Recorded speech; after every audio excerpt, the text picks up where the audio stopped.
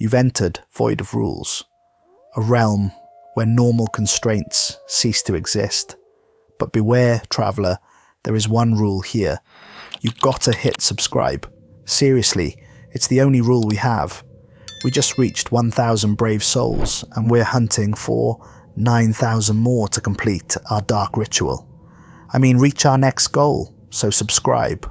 Or don't. But remember, the void remembers those who defy the only rule. Now let's get into today's video. My name is David Romano, and I died 3 days ago in the deepest chambers beneath the Vatican. I'm telling you this story from somewhere between life and death, a place where the rules no longer apply, because someone needs to know the truth about what the church has been hiding for over 1,000 years. But to understand how I ended up trapped in this liminal space, speaking to you across the veil of death itself, I need to start at the beginning. 3 weeks ago, when I still believed that evil was something humans did to each other, not something that walked among us wearing stolen faces and designer shoes. My private security firm, Romano and Associates, specialized in high-profile clients who valued discretion above all else. Politicians, celebrities, business moguls who needed protection from both physical threats and unwanted publicity. We were good at our job because we asked no questions and kept no records. That's probably why Father Alessandro Torretti chose us. He contacted me on a Tuesday morning in October, requesting a meeting at the Café Greco near the Spanish Steps. The voice on the phone was cultured, precise, with an accent that spoke of old Roman nobility. When he mentioned the Vatican, I assumed he was arranging security for some cardinal or visiting dignitary. I was catastrophically wrong. Father Alessandro was waiting for me at a corner table, partially hidden by shadows despite the bright afternoon sun streaming through the cafe windows. He was a thin man in his early 60s with silver hair and eyes the colour of winter storm clouds. His hands, I noticed immediately, bore old scars across the knuckles, the kind you get from fighting something with claws. "Mr. Romano," he said, rising to shake my hand. His grip was firm, but his skin was ice cold despite the warm October weather. "Thank you for coming, Father." I settled into the chair across from him, studying his face. There were lines around his eyes that spoke of years spent seeing things he wished he could forget. "Your message mentioned a security consultation." "Indeed." He stirred his espresso with trembling fingers. "But first, I must ask you something personal. Do you believe in evil, Mr. Romano? Not the evil that men do to each other, but evil as a fundamental force in the universe." The question caught me off guard. I believe some people are capable of terrible things. That's not what I asked, his storm grey eyes fixed on mine. I asked if you believe in evil as an entity unto itself, something that exists independent of human action. I thought about my time in Afghanistan, the things I'd seen soldiers do to each other, and to civilians. I've seen enough human cruelty to know we don't need supernatural explanations for the darkness in the world. Father Alessandro nodded slowly. "That's what I expected you to say. It's also why you're the wrong person for this job." He began to rise from his chair. "Wait." Something in his manner intrigued me. "Why did you ask me here if you already knew I wasn't suitable?" He settled back down, studying my face carefully. "Because sometimes being the wrong person makes you the right person. Tell me about your military service." For the next hour, Father Alessandro questioned me with the thoroughness of a military recruiter. My deployment history, my psychological evaluations, my reasons for leaving the service, my current clients and methods. But there was something else behind his questions, a desperation that made me think this wasn't just about hiring security. "Mr. Romano," he said finally, "I'm going to tell you something that will sound impossible. The Catholic Church has been guardian to certain obligations for over 15 centuries. Treaties, if you will, that were negotiated during the early days of Christianity." "Treaties with whom?" with entities that existed long before Christ walked the earth, powers that agreed to certain restrictions on their activities in exchange for certain accommodations. I stared at him. You're talking about demons. I'm talking about a theological symposium that takes place 4 times a year in chambers beneath St. Peter's Basilica, a gathering where representatives of various infernal hierarchies come to discuss the terms of ancient agreements. His voice dropped to barely above a whisper, and for one night every 3 months, the Vatican provides security for attendees who must not be interfered with or observed directly. The rational part of my mind wanted to walk away, but something in Father Alessandro's manner, the genuine terror in his eyes, kept me seated. What happened to your last security contractor? He broke the rules. Father Alessandro reached into his briefcase and pulled out a manila folder. Inside were photographs of what had once been a man, though the remains were so twisted and torn that identification would have been impossible without dental records. This was taken in the central chamber at dawn, what was left of Agent Morrison. My stomach churned, but I forced myself to study the images. The wounds weren't made by any human weapon. The flesh had been shredded by something with claws the size of kitchen knives, and the bones showed signs of being crushed by impossible pressure. How many contractors have you lost? 17 over the past 40 years. He closed the folder. Each one broke a different rule. Each one thought they understood what they were dealing with. And you think I'll be different? No, I think you'll die just like the others. His bluntness was shocking, but you have military discipline and experience with hostile environments. You might last longer than most. And perhaps, if you're very careful and very lucky, you might be the first to survive until dawn. He reached into his briefcase again and produced an ornate silver crucifix on a chain and a small bottle filled with clear liquid. The crucifix was beautiful, clearly ancient, with intricate carvings that seemed to shift in the cafe's lighting. If you accept this assignment, you'll wear this crucifix and carry this holy water at all times. The crucifix was blessed by Pope Pius XII specifically for this purpose. The holy water comes from a spring in Lourdes and has been consecrated by 17 different bishops. What makes them special? They provide a degree of protection, but only if you follow the rules exactly. He pulled out a piece of parchment that looked older than the Vatican itself. The writing was in both Latin and English, written in what appeared to be actual ink made from blood. There are 5 rules, Mr. Romano. They are not suggestions. They are not guidelines. They are the only thing standing between you and a death so horrible that what happened to Agent Morrison will seem merciful by comparison. He unfolded the parchment with reverent care. Rule 1. Never look directly at the guests' faces. Keep your eyes downcast or focused on their feet when they pass by your station. The entities attending this gathering wear human forms, but their true nature shows through in their eyes. Direct eye contact creates a psychic link that will drive you insane within seconds. I felt a chill run down my spine. What do you mean by true nature? They are fallen angels, Mr. Romano. Beings of immense power and malevolence who agreed to limit themselves to human appearance for the duration of these gatherings. But the human form is just a mask. Underneath, they remain what they have always been. He continued reading. Rule 2. If you hear your name called by any voice other than mine, do not respond or acknowledge it in any way. The entities can perfectly mimic the voices of anyone you have ever known, living or dead. They will use these voices to try to lure you into breaking other rules. How will I know if it's really your voice? Because I will never call your name during the gathering.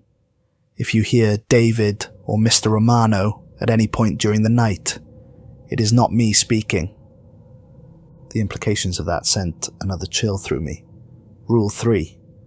Between midnight and 3 in the morning, you must remain inside the designated security booth.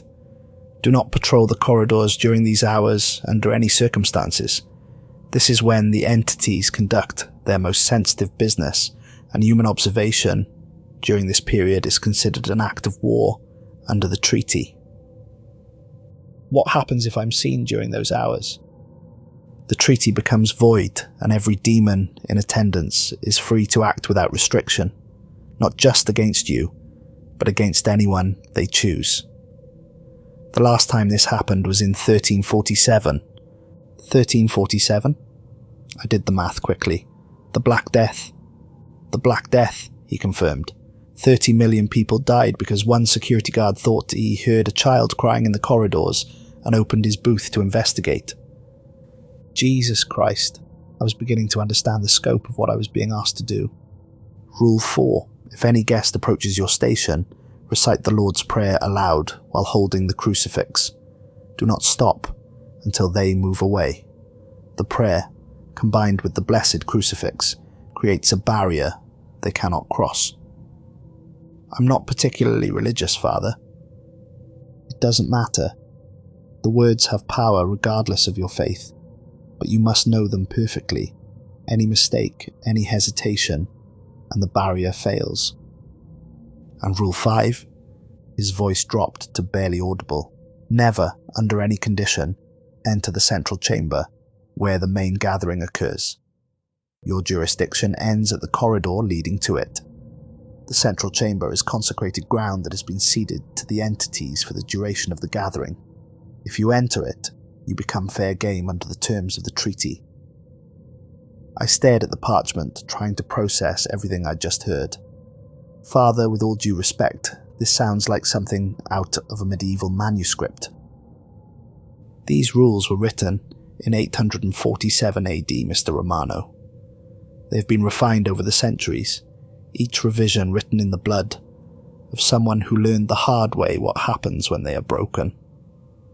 He leaned forward, his grey eyes boring into mine. I know how this sounds. I know it defies everything you think you know about the world. But I've worked for the Vatican for 37 years. I've attended 46 of these gatherings. I've seen things that would drive most men to madness or suicide. He rolled up his left sleeve, revealing scars that looked like burn marks in the shape of handprints.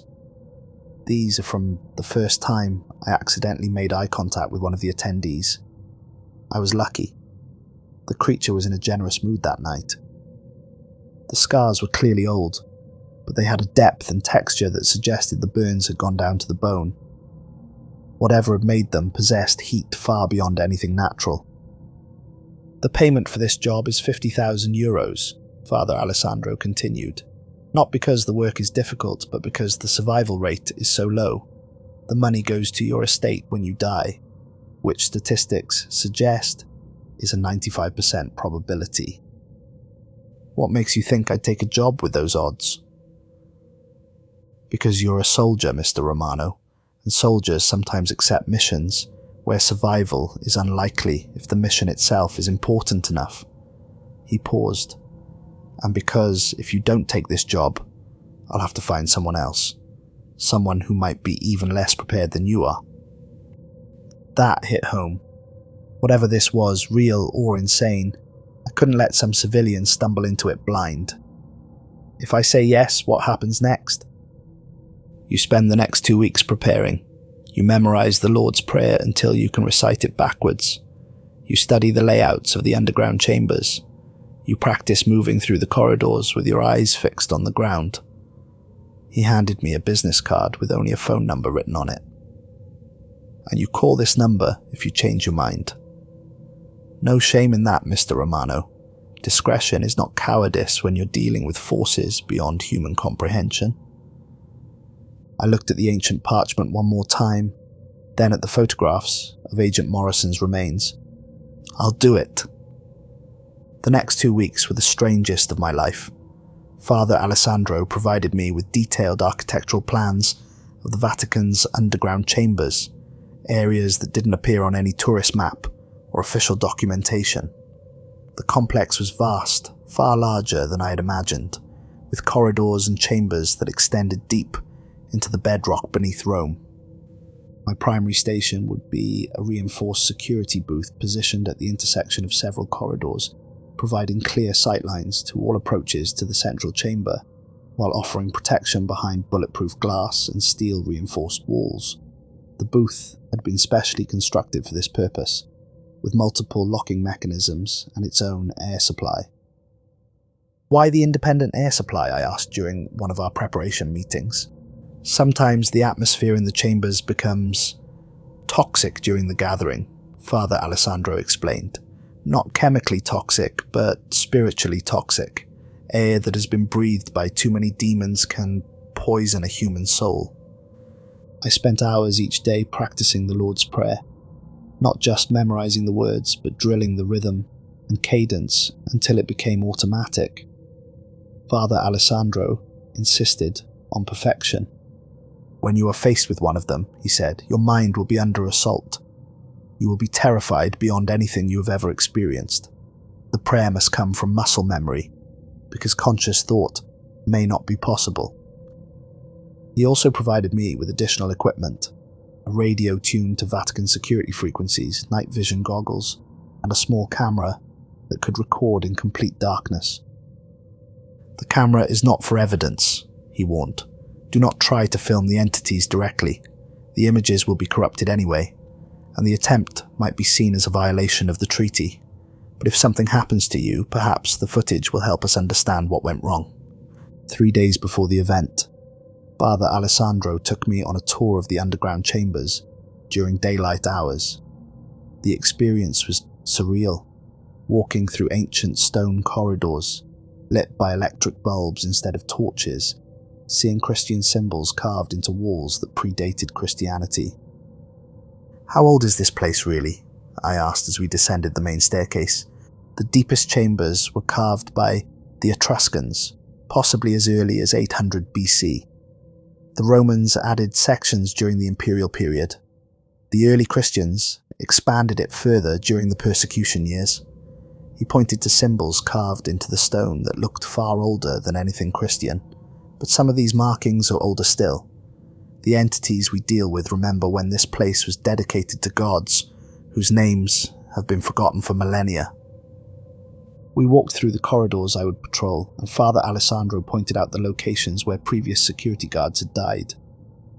"Agent Morrison was found here," he said, indicating a section of corridor about 50 feet from the central chamber entrance. He had made it through most of the night successfully, but broke Rule 5 during the final hour. "What made him enter the central chamber?" "We believe he heard what sounded like a child crying for help. Morrison was a father of 3. His paternal instincts overrode his training." We paused at the entrance to the central chamber itself. Heavy wooden doors bound with iron stood slightly ajar, revealing only darkness beyond. "Have you ever been inside during a gathering?" I asked. Father Alessandro shuddered. "Once, during my first assignment, I made the mistake of cracking the door to observe. I saw..." He paused, struggling with the memory. "I saw the true forms of 3 entities engaged in what they call discourse. The sight cost me my left eye and 6 months of my sanity." I noticed for the first time that his left eye was indeed artificial, masterfully crafted but lacking the depth of a real organ. "What did they look like?" "Like mathematics made flesh. Like the geometric impossibility of hate given physical form. Like the sound of children screaming compressed into a visible spectrum." He shook his head. "Human language cannot describe what exists beyond the boundaries of human perception, Mr. Romano, which is why Rule 1 is so critical. Your eyes are not capable of processing their true forms without permanent damage." The final preparation was spiritual. Father Alessandro insisted that I attend confession despite my protests about not being Catholic. "The confession isn't for God," he explained, "it's for you. When you are faced with entities that can read your deepest fears and guilts, you need to have made peace with your past. They will use every shameful memory, every regret, every moment of weakness against you. I found myself in the confessional for the first time since childhood, speaking to a priest I couldn't see about things I had never told another living soul.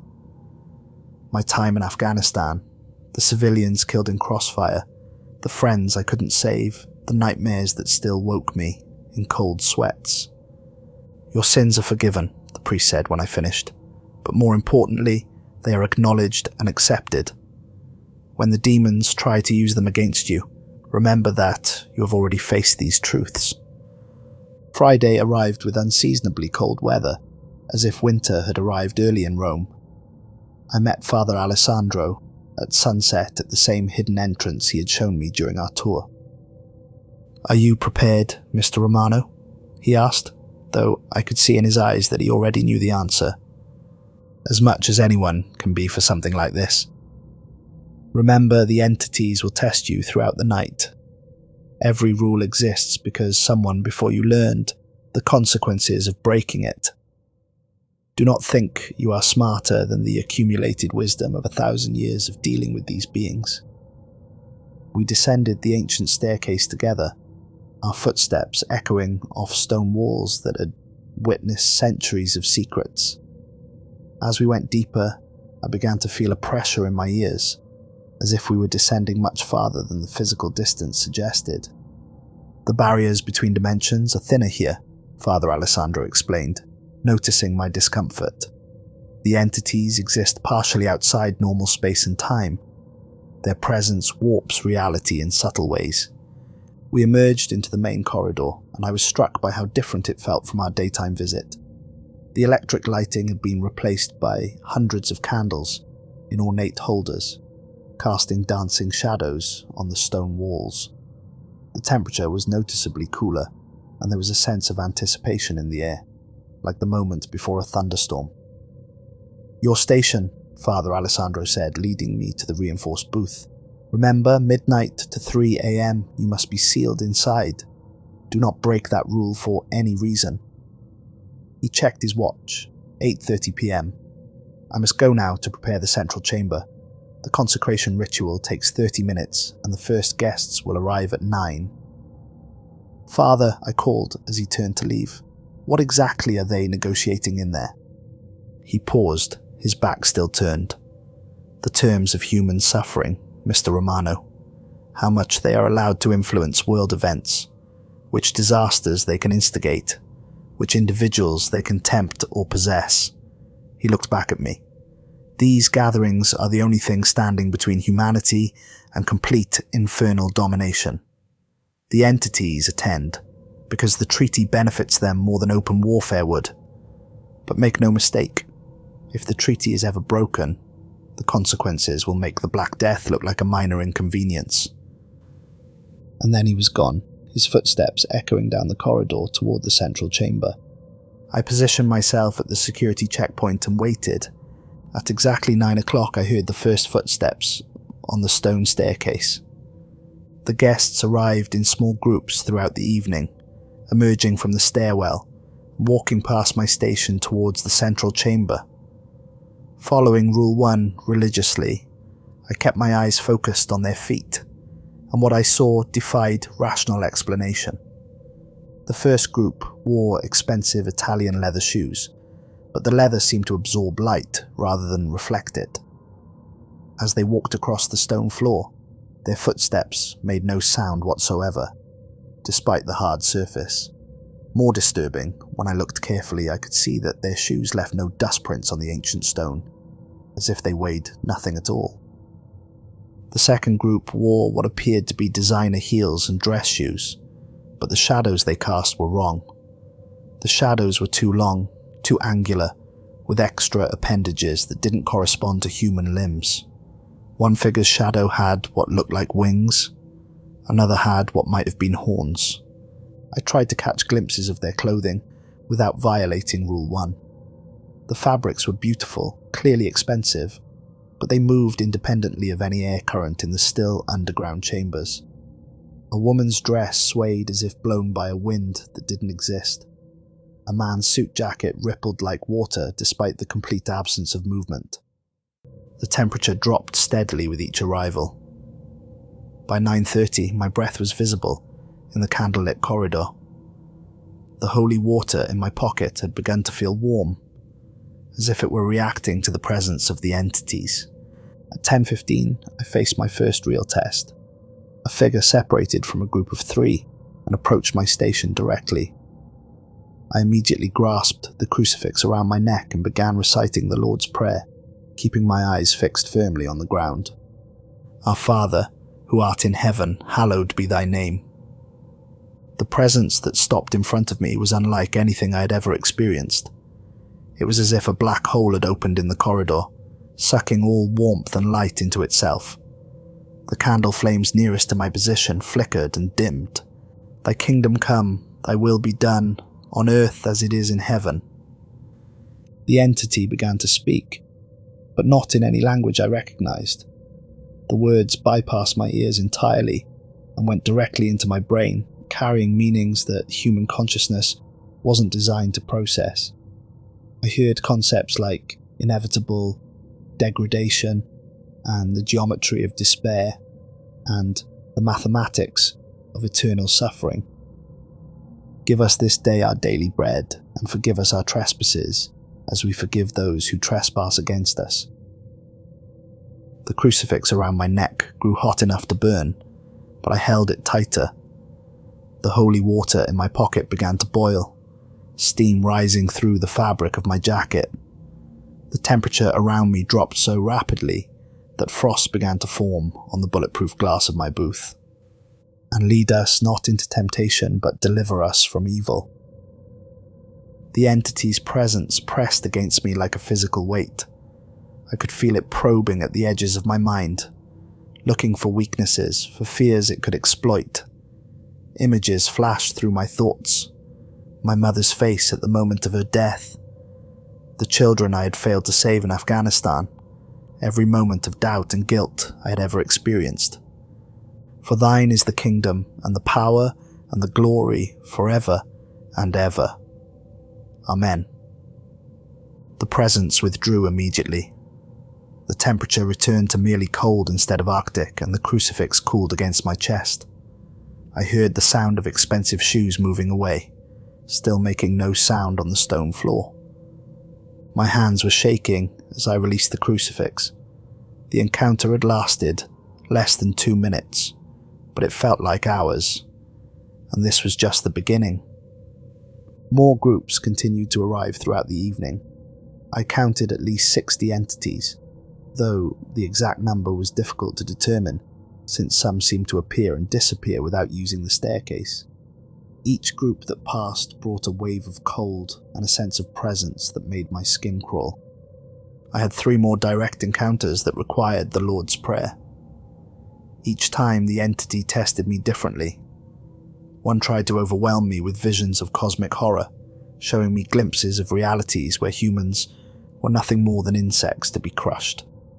Another attempted to seduce me with promises of power and knowledge beyond human comprehension. The third simply radiated such pure malevolence that I nearly vomited from the psychic assault. But each time the prayer worked.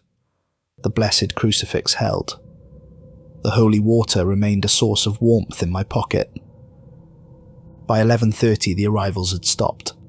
The sounds from the central chamber grew louder and more disturbing. I could hear what sounded like Latin chanting, but interwoven with voices speaking in languages that predated human civilization. There were other sounds too, the scratching of claws on stone, the rustle of wings, and occasional roars that seemed to come from creatures the size of dinosaurs. At exactly midnight, I sealed myself inside the security booth as instructed by Rule 3. What happened next was 3 hours of psychological warfare designed to break my sanity. The sounds from the central chamber became a symphony of horror. The Latin chanting was joined by screaming that sounded like tortured souls, roaring that shook the ancient foundations of the complex, and a rhythmic pounding like massive heartbeats echoing through the stone corridors. The electronic equipment inside my booth began to malfunction almost immediately. The radio filled with static, punctuated by voices speaking in dead languages. The security monitors showed impossible images. Corridors that bent back on themselves, shadows moving independently of any source, and occasionally, for just a frame or two, glimpses of the entity's true forms. The temperature inside the booth plummeted until my breath came out in thick clouds and frost covered every surface. But it wasn't natural cold. This was the cold of the void between stars, the absolute zero of spaces where life had never existed. At 12:30, the voices started calling my name. David! The first voice was my mother's, exactly as I remembered it from childhood. David, sweetheart, I need you to open the door. Mummy's hurt. My heart clenched. The voice was perfect, every inflection and tone exactly right. I could picture her face, the way she looked when I was 8 years old, and she would comfort me after nightmares. David Romano. This voice was different. My old commanding officer from Afghanistan, Colonel Harrison. Soldier, I need you to follow orders and open this door. We have wounded that need immediate medical attention. I gripped the crucifix tighter and forced myself to remember Rule 2. These weren't real voices, they were weapons designed to exploit my emotions and training. Please, David. My mother again, but this time there was pain in her voice, the kind of pain I had heard in the hospital during her final days. I'm scared, honey. I need you to help me. Please open the door. Tears ran down my face, but I didn't move from the chair. The booth shook as if struck by an earthquake, and something began scratching at the bulletproof glass with claws that left no marks but produced a sound like fingernails on a chalkboard, amplified 1,000-fold. The psychological assault continued for 3 solid hours. Voices of everyone I had ever cared about. My father, my brothers, soldiers I had served with, friends from civilian life. Each voice was perfect. Each carried emotional weight designed to override my rational mind. They pleaded. They commanded. They threatened. They begged. They told me they were dying, that they needed my help, that I was abandoning them by staying in the booth. My mother's voice told me she was disappointed in me for becoming a coward. Colonel Harrison's voice accused me of deserting my post.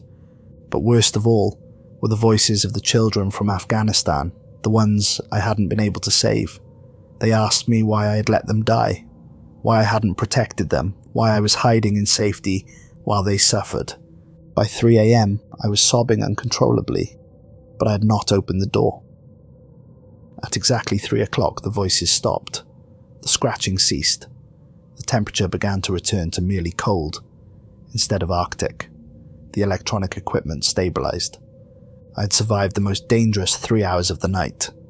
I waited another 10 minutes before unsealing the booth and resuming my patrol. The corridor looked normal again, lit by steady candlelight with no sign of the supernatural chaos I had witnessed. I felt a surge of confidence mixed with exhaustion. I had followed the rules perfectly and made it through the worst part of the night. That confidence would prove to be my fatal mistake. I resumed patrolling the corridors, checking the various entrances and monitoring the approaches to the central chamber. The sounds from the main gathering had quieted to a low murmur, and I began to think that the most dangerous part of the night was behind me. At 4:15, I made a discovery that would cost me my life. In one of the side corridors, about 30 feet from my normal patrol route, I found a man lying unconscious on the stone floor.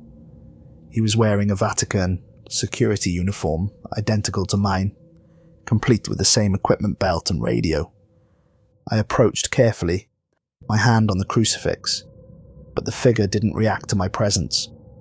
He was breathing, but his breathing was shallow and irregular. His skin was pale and cold to the touch, and when I checked his pulse, it was weak and thready. There was no visible injury, no blood, no sign of what had caused his collapse, but something about his condition reminded me of severe hypothermia or shock.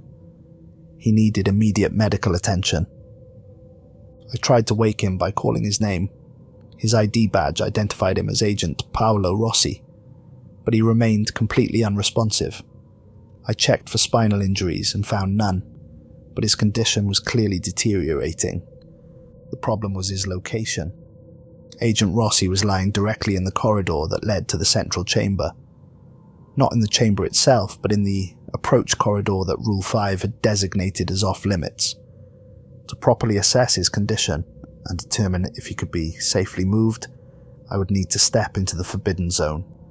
I stood there for several minutes, torn between my professional obligation to help an injured colleague and the rule that Father Alessandro had emphasized was the most important of all.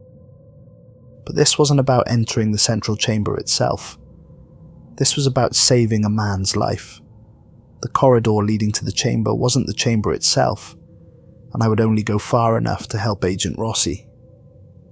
I made my decision based on 20 years of training that taught me human life always takes priority over following orders. The moment my right foot crossed the threshold into the forbidden corridor, every candle in the underground complex extinguished simultaneously. The darkness was absolute and suffocating, thick as velvet and pressing against me from all sides. The crucifix around my neck didn't just shatter, it exploded into fragments that burned like acid as they hit my skin.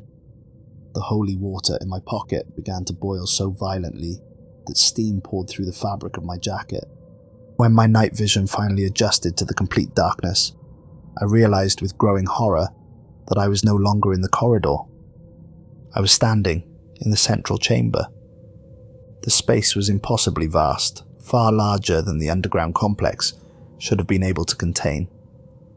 The ceiling stretched up into darkness so complete it seemed solid, and the walls extended beyond the reach of my vision. In the center of the chamber was a raised platform surrounded by concentric circles of figures. But now, in the absolute darkness, I could see their true forms.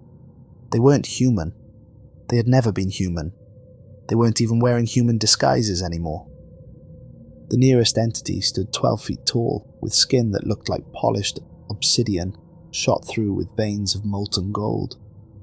Its face was a geometric impossibility, featuring too many angles and surfaces that met in ways that violated three-dimensional space. Its eyes were holes in reality that opened onto vistas of burning stars and dying galaxies.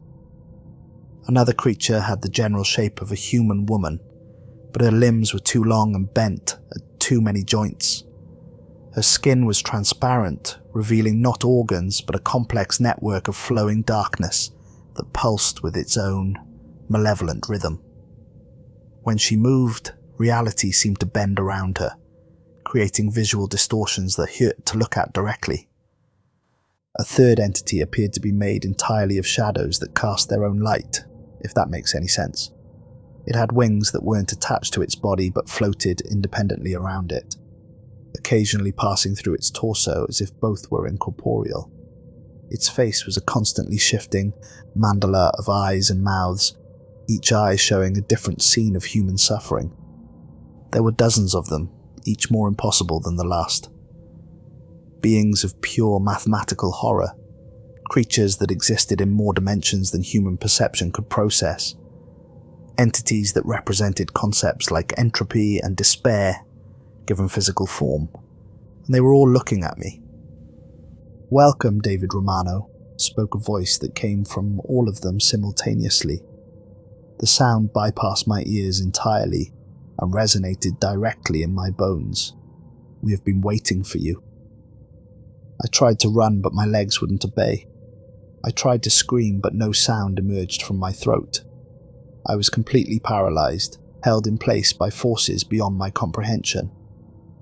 "You followed 4 of the 5 rules perfectly," the collective voice continued. "Admirable discipline. Most humans break multiple rules before the night is half over." The entity with the obsidian skin stepped closer, its geometric face shifting into new configurations of impossibility. "But the 5th rule was the most important, David Romano. Do you understand why?" I couldn't answer, couldn't move, couldn't even blink. "Because we cannot directly harm someone who follows all the rules." The treaty signed in 847 AD created protections that even we cannot violate. The rules aren't just guidelines, they are a binding magical contract that shields the faithful from our influence. Another entity, this one resembling a tree made of crystallized screams, added its voice to the explanation. But once a rule is broken, that protection is severed permanently. The contract is void, and the violator becomes fair game under the ancient laws. The shadow being, with floating wings, circled around me, each of its many eyes showing different scenes of torture and despair. We have been studying humanity for millennia, David Romano. We know your species better than you know yourselves. We understand exactly which psychological pressure points will cause each individual to break. Your predecessor, Agent Morrison, broke Rule 5 because he heard what sounded like his daughter calling for help, the Obsidian entity continued. The one before him, Agent Williams, broke Rule 2 because he thought he was responding to a legitimate call for backup. Agent Foster broke Rule 1 because he was a naturally curious man who needed to understand what he was dealing with. The tree of crystallized screams leaned closer, and I could hear actual voices of the damned emanating from its bark-like surface. But you, David Romano, presented a unique challenge. You were disciplined. You were professional. You followed orders regardless of personal cost. We knew we would need a different approach. Agent Paolo Rossi, said a new voice, and I realized with horror that the figure now speaking was identical to the unconscious man I'd tried to help. Does not exist. He never existed. He was created specifically for you, using our understanding of your psychological profile. The fake agent Rossi smiled, revealing teeth like broken glass. We knew that a man with your military background and security training would never abandon an injured colleague. Your sense of duty, your inability to leave someone behind. These qualities make you excellent at your job, but they also make you predictable.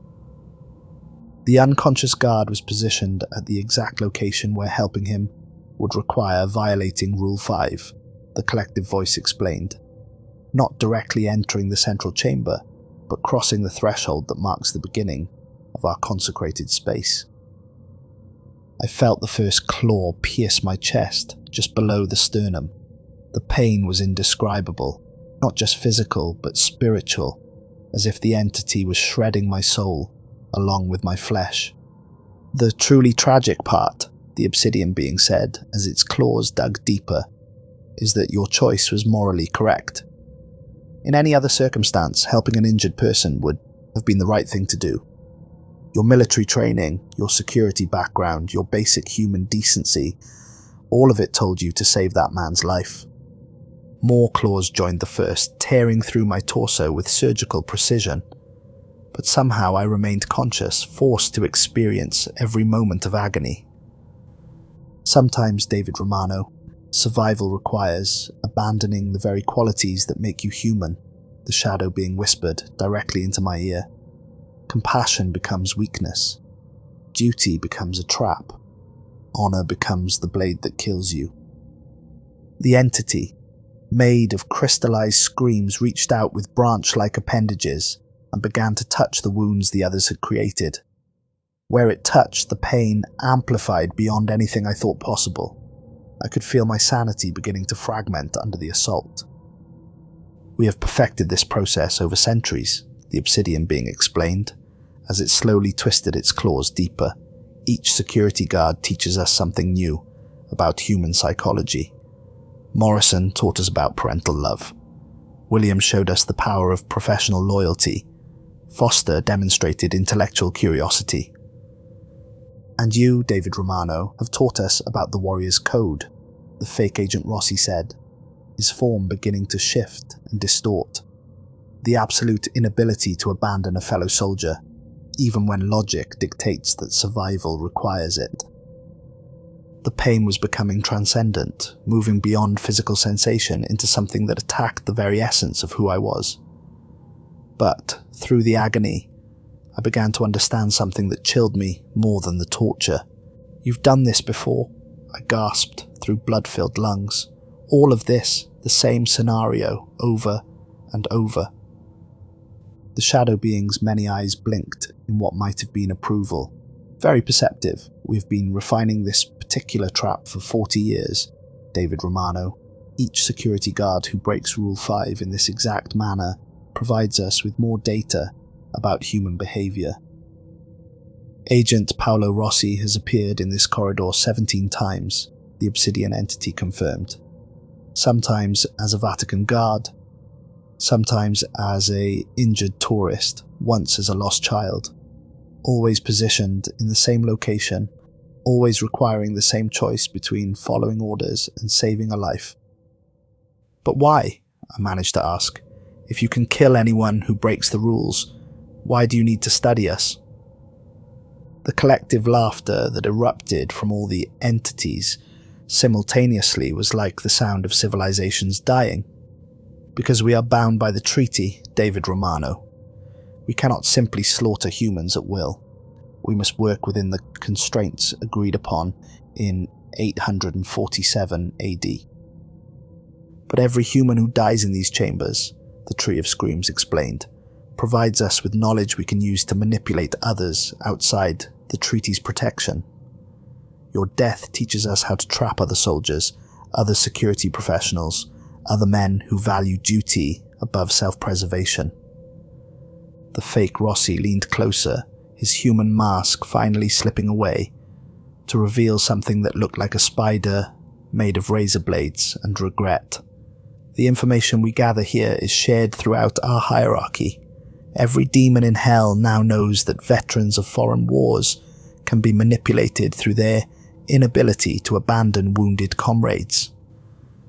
Every fallen angel understands that men with security training will prioritize human life over following protocols, added the obsidian being, its geometric face reconfiguring into new patterns of impossibility. We take this knowledge back to the human world, the shadow being continued. We use it to possess the right people, to influence the right decisions, to cause the maximum amount of suffering with the minimum amount of effort. The implications hit me like a physical blow. Every person who died in these chambers wasn't just a victim.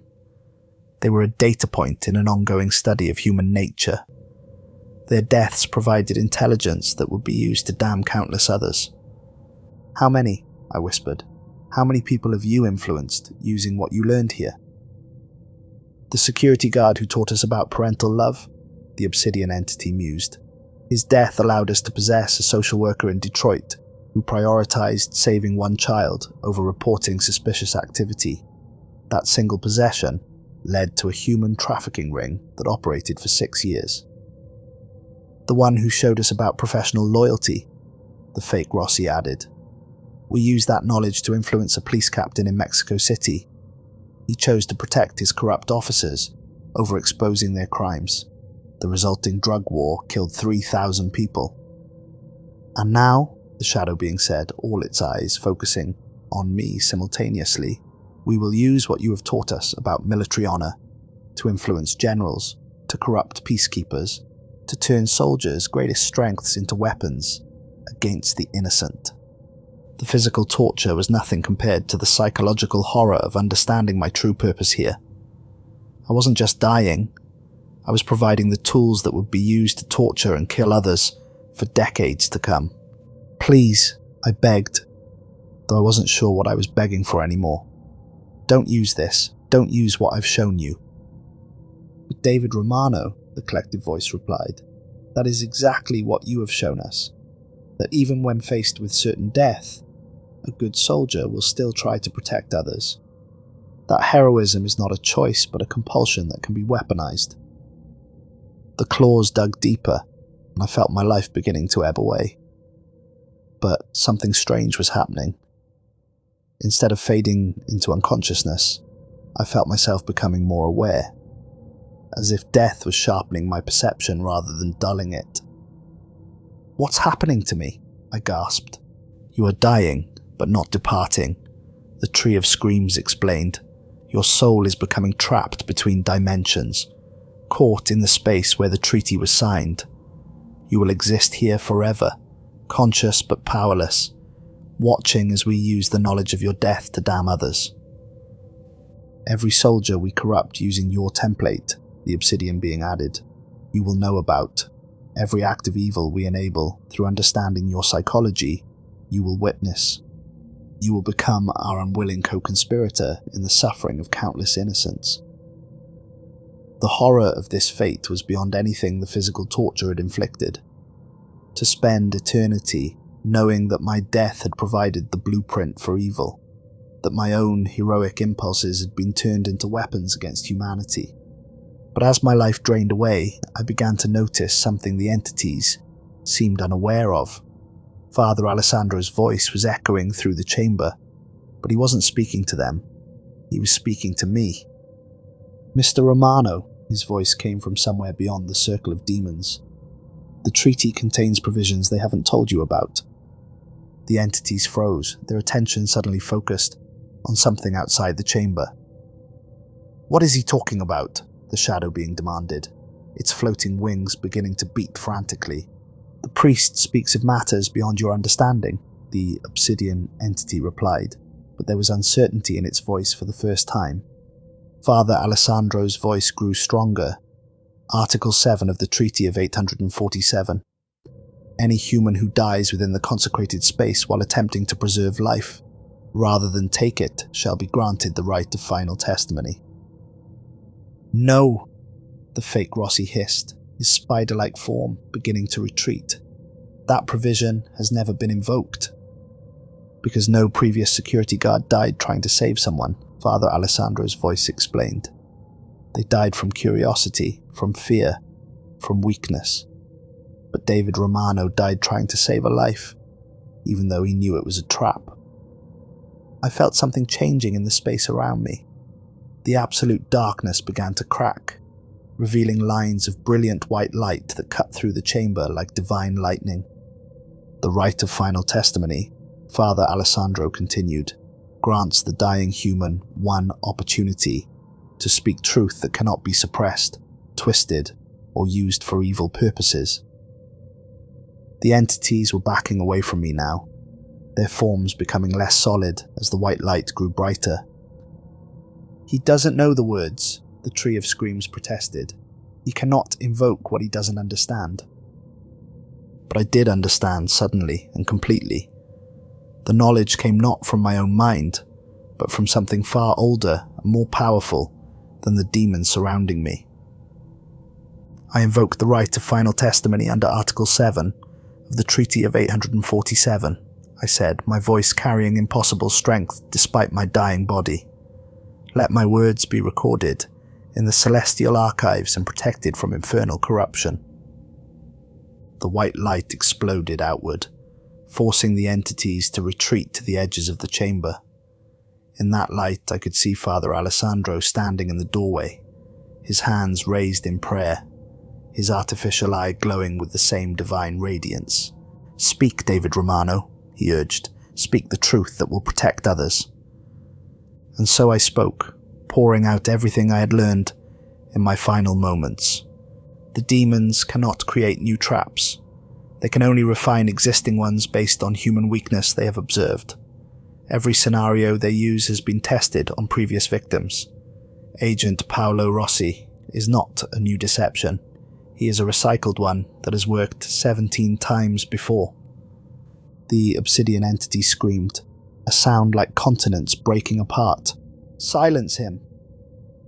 But the white light protected my words, ensuring they could not be suppressed or altered.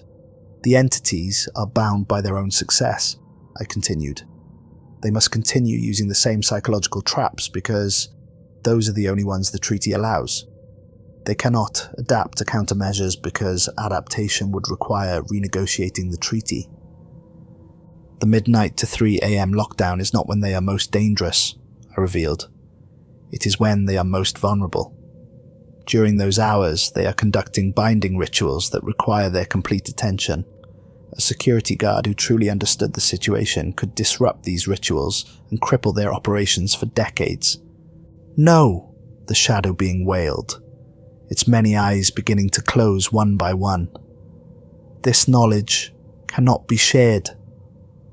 The holy water and crucifix are not just protective talismans, I pressed on, feeling my life force burning like a candle flame in a hurricane. They are weapons that can cause permanent damage to the entities if used correctly during the vulnerability window. Most importantly, I said, my voice growing stronger even as my body failed, the treaty can be renegotiated. Every 100 years, on the anniversary of its signing, either party can call for new terms. The next renegotiation date is October 31st, 2047. The entities were shrieking now, their forms becoming more and more translucent as the white light consumed their shadows. If humanity prepares for that date, I continued, if the church trains properly equipped teams, instead of sending in sacrificial guards, the treaty can be rewritten to severely limit infernal influence on Earth. But only if they understand what they're truly facing. The entities are not invincible. They are bureaucrats bound by cosmic law. They can be outmaneuvered, defeated, even banished permanently if the right pressure is applied at the right time. The light was becoming so bright that it hurt to look at directly, but I could see Father Alessandro clearly now. He was writing frantically in a large book, recording every word of my testimony. The deaths of the previous 17 guards were not meaningless, I concluded. Each one taught the demons something about human nature, but they also revealed something about demonic limitations. Their need to study us proves they don't understand us as well as they claim. This knowledge, protected by divine law, will allow future generations to break the cycle. No more guards need to die as test subjects. The real war can finally begin. The last thing I saw before the white light consumed everything was the entities fleeing the chamber, their forms dissolving like smoke in the wind. They had been forced to retreat not by superior power, but by the exposure of their methods and limitations. My body died in that moment, but my consciousness didn't fade.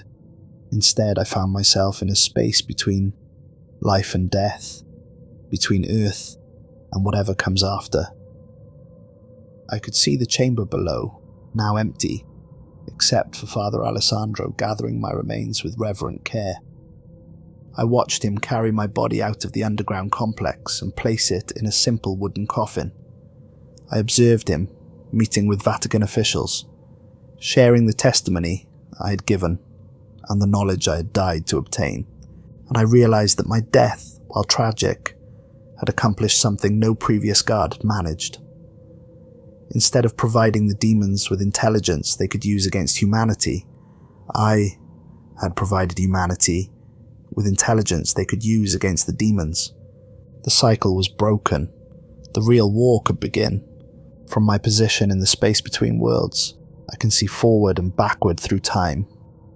I can see the changes my testimony will bring about. Future security assignments will not be suicide missions, but carefully planned operations designed to gather more intelligence about infernal operations. The Vatican will begin training specialized teams, equipped with blessed weapons and protected by stronger wards. The midnight vulnerability window will be exploited, disrupting demonic rituals and weakening their influence on the mortal world. And in 22 years, when the treaty comes up for renegotiation, humanity will be prepared. But I can also see the demons adapting, trying to find new ways to circumvent the restrictions my testimony has placed on them. The war between good and evil will continue, but now it will be fought with knowledge rather than ignorance, with strategy rather than sacrifice. My death saved no one that night, but my final testimony may save everyone in the nights to come. This is why I'm telling you this story from beyond the veil of death. Not because I want sympathy for my fate, but because the knowledge needs to spread beyond the Vatican's secret archives. The demons are real, the treaty is real, the vulnerability is real, and the next renegotiation date, October 31st, 2047, is rapidly approaching.